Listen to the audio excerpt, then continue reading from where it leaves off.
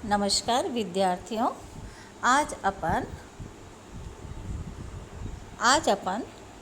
काव्य प्रकाश के चतुर्थ उल्लास को प्रारंभ कर रहे हैं। आचार्य मम्मट ने अपने इस उल्लास को प्रारंभ करते हुए लिखा है, यद्यपि शब्दार्थयोर निर्णये कृते दोष गुणालंकाराणां स्वरूपम अभिधानीयम्। यद्यपि शब्द और अर्थ का निर्णय करने के बाद दोष गुणालंकाराणाम स्वरूपम, दोष गुण और अलंकारों के स्वरूप का अभिधानीयम कथन करना चाहिए, तथापि फिर भी धर्मिणी प्रदर्शिते, धर्मी का निरूपण करने पर ही धर्मों की हेयता या उपादेयता का ज्ञान हो सकता है। इसलिए इस प्रकार प्रथमम काव्य भेदान आहा, इसलिए पहले हम काव्य के भेदों को कहते हैं, अर्थात दोष आदि का निरूपण छोड़कर पहले धर्मी रूप काव्य के भेदों को कहते हैं। यहाँ ग्रंथकार ने एकदम ध्वनि काव्य के विभेद करने प्रारंभ कर दिए। इससे जरा कठिनाई में पड़ जाते हैं विद्यार्थी कि बिना अवतरणिका के विषय एकदम सामने आ जाने से उस प्रसंग को समझने के लिए थोड़ा सा प्रयत्न करना पड़ता है। इस जिज्ञासा की निवृत्ति के लिए प्रथम उल्लास में पहले किए हुए काव्य के भेदों का स्मरण कर लेना आवश्यक है। ग्रंथकार आचार्य मम्मट ने अपने प्रथम उल्लास में काव्य के ध्वनि, गुणीभूत व्यंग्य तथा चित्र काव्य नाम से 3 प्रकार के भेद किए थे। इन तीनों मुख्य भेदों के भी फिर और अवान्तर भेद होते हैं। इन सब भेदोपभेदों का आगे यथाक्रम निरूपण किया जाएगा। इसी प्रसंग में सबसे पहले ध्वनि काव्य के अवान्तर भेदों का विभाजन इस चतुर्थ उल्लास में किया गया है। आचार्य मम्मट ध्वनि काव्य के मुख्य रूप से 2 भेद मानते हैं। पहला भेद है अविवक्षित वाच्य अर्थात लक्षणा मूल ध्वनि, और दूसरा है विवक्षित वाच्य अर्थात अभिधा मूल ध्वनि। तो सबसे पहले यहाँ इन्होंने अविवक्षित वाच्य रूप लक्षणा मूल ध्वनि के 2 भेदों को दिखाया है। अविवक्षित वाच्यो यस्तत्र वाच्यम भवेद ध्वनौ अर्थांतरे संक्रमितम अत्यंतम वा तिरस्कृतम। अविवक्षित वाच्य अर्थात लक्षणा मूल यत जो है, ध्वनौ उस ध्वनि में, वाच्य या तो अर्थांतरे संक्रमितम अर्थांतर में संक्रमित हो जाता है, वा अथवा अत्यंतम तिरस्कृतम अथवा अत्यंत तिरस्कृत हो जाता है।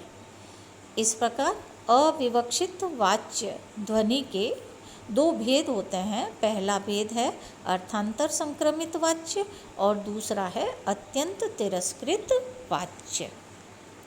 लक्षणामूल गूढ़ व्यंग्य प्राधान्ये सत्येव अविवक्षितं वाच्यः यत्र स ध्वनौ इति अनुवादात् ध्वनिरिति ज्ञेयः।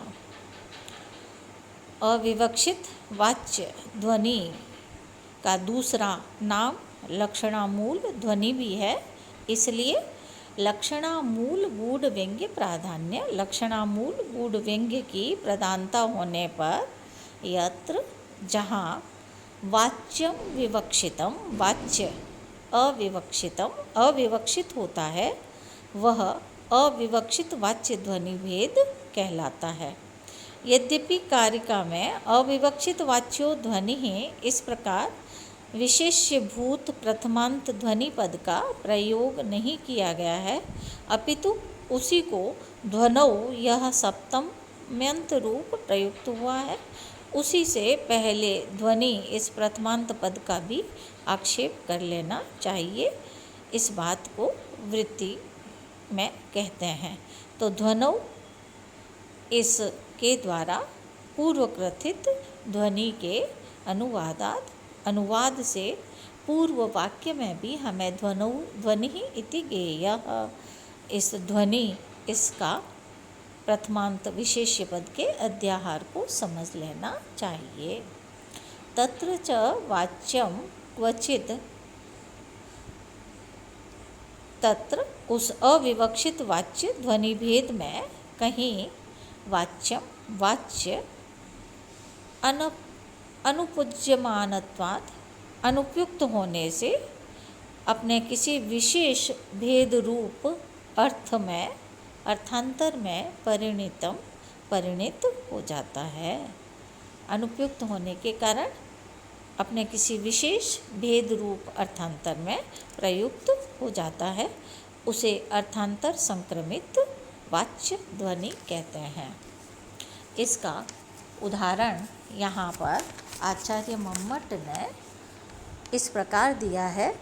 त्वामस्मि वच्मि विदुषां समवायो अत्र तिष्ठसि, आत्मीयां मतिमास्थाय स्थितिम अत्र विधेहि तत्।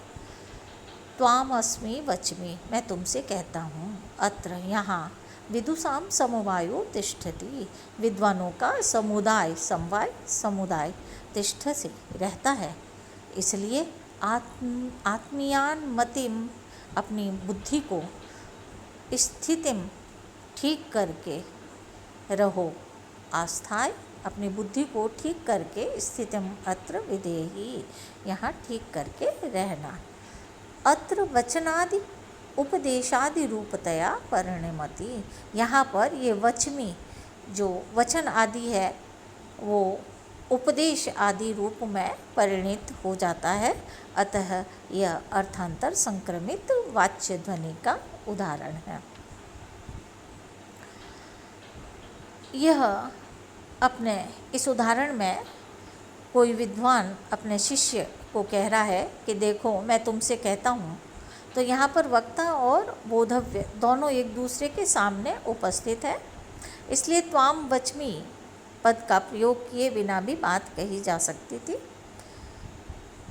किंतु वच्मि इस क्रियापद से उसके कर्ता अहम का ज्ञान हो सकता था, इसलिए विशेष रूप से अस्मि अर्थात अहम पद के प्रयोग की आवश्यकता नहीं थी, परंतु अस्मि या अहम पद कहने वाले की विशेष हित भावना और अनुभवशीलता आदि को व्यक्त करता है। इसी प्रकार वच्मी पद साधारण अर्थ को छोड़कर उपदेश करता हूँ इस विशेष अर्थ का बोधन करवाता है। इस प्रकार इस श्लोक के पद अपने वाच्यार्थ के अनुपयुक्त होने से अर्थांतर में संक्रमित हो जाते हैं, इसलिए लक्षणा मूल ध्वनि के अर्थांतर संक्रमित वाच्य ध्वनि नामक उपभेद का उदाहरण है। अब आचार्य मम्मट लिखते हैं कि क्वचित अनुपपद्यमानतया अत्यंतम तिरस्कृतम, और कहीं कहीं पर वाच्यार्थ अनुपपद्यमान होने से अत्यंत तिरस्कृत हो जाता है। जैसे उपकृतं बहुतत्र किमुच्यते सुजनता प्रथिता भवता परम, विदधदीदृशमेव सदा सखे सुखितमासस्व ततः सरदाम सतम। भवता आपने बहु उपकृतम बहुत अधिक उपकार किया है, किम उच्यते सुजन प्रथिता सुजनता, तो आपकी इस सुजनता की कहाँ तक प्रशंसा की जाए। सखे हे मित्र, सदा हमेशा, ईदृशम विदधत ऐसा करते हुए तुम, सरदाम सतम सैकड़ों वर्ष तक, सुखितम आसस्व सुखी होकर रहो। यहाँ पर इस उदाहरण में एतद अपकारिणम प्रति विपरीत लक्षणया कश्चित वक्ति ही, कश्चित यहाँ पर कोई व्यक्ति अपकारिणम प्रति, अपकार करने वाले के प्रति विपरीत लक्षणया, विपरीत लक्षणा से यह कह रहा है। अर्थात जिस व्यक्ति के साथ उसके किसी मित्र ने अत्यंत अपकार किया, उस अपकारी मित्र के प्रति उन सताए गए अपकृत व्यक्ति की यह उक्ति है। यहाँ विपरीत लक्षणा अर्थात वैपरीत्य संबंध मूलक लक्षणा से उन शब्दों का एकदम अर्थ उल्टा हो जाता है। तो इस प्रकार वाच्य अर्थ का अत्यंत तिरस्कार करके उपकृत आदि शब्द अपकृत आदि अर्थ के बोधक बन जाते हैं। तब उस विपरीत लक्षणा से इस श्लोक का अर्थ बदलकर निम्नलिखित प्रकार से हो जाता है। तुमने बड़ा धोखा दिया, बड़ा अपकार किया, उसकी जहाँ तक निंदा की जाए कम है। अरे मित्र द्रोही, अपकार करने वाले, तेरे जैसा मित्र तो जितना जल्दी हो इस संसार को छोड़ दे, यही अच्छा है। तो यहाँ पर हमने अविवक्षित वाच्य अर्थात लक्षणा मूल ध्वनि के दो भेद पढ़े। पहला भेद था अर्थांतर संक्रमित और दूसरा भेद था अत्यंत तिरस्कृत। अब हम यहाँ पर विवक्षित वाच्य या अभिधा मूल ध्वनि के भेदों को पढ़ रहे हैं। विवक्षितम वाच्य, विवक्षितम चान्य परम वाच्यम यत्रा परस्तु सह, यत्र जहाँ वाच्यम वाच्य अर्थ विवक्षित होने पर, यत्र जहाँ वाच्यम विवक्षितम वाच्य अर्थ विवक्षित होने पर, अन्य परम अन्य पर अर्थात व्यंग्यनिष्ठ होता है, वह को अपि अलक्ष्य क्रम व्यंग्यो लक्ष्य व्यंग्य क्रमः परः। तो यहाँ पर एक कोई अलक्ष्य क्रम व्यंग्य और दूसरा संलक्ष्य क्रम व्यंग्य होता है।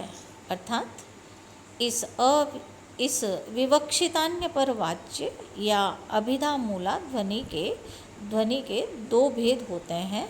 एक तो कोई अनिर्वचनीय अनुभविक गोचर रसध्वनि रूप अलक्ष्य क्रम व्यंग्य, जिसमें वाच्य और व्यंग्य अर्थों के क्रम की प्रतीति नहीं होती, इस प्रकार। और दूसरा संलक्ष्य क्रम व्यंग्य, जिसमें वाच्य तथा व्यंग्य अर्थ का क्रम लक्षित होता है। तो वह विवक्षितान्य परवाच्य ध्वनि के ये दो भेद हैं। तो अभी तक अपन ने ध्वनि काव्य के मुख्य दो भेद पढ़े। पहले था अविवक्षित वाच्य ध्वनि अर्थात लक्षणा मूल ध्वनि, और उसके पुनः दो भेद थे, उपभेद थे, अर्थांतर संक्रमित और अत्यंत तिरस्कृतम। और दूसरा जो भेद था विवक्षितान्य परवाच्य या अभिधा मूल ध्वनि, इसके भी पुनः दो भेद होते हैं। एक तो होता है अलक्ष्य क्रम व्यंग्य, जिसमें वाच्य और व्यंग्य अर्थों के क्रम की प्रतीति नहीं होती है, और दूसरा होता है संलक्ष्य व्यंग्य क्रम, जिसमें वाच्य तथा व्यंग्य अर्थों का क्रम लक्षित होता है। तो इस प्रकार आज अपन ने ध्वनि के मुख्य दो भेद और उन दोनों के पुनः दो दो भेदों को पढ़ा। आगे अपन अगले लेक्चर में पढ़ेंगे। धन्यवाद।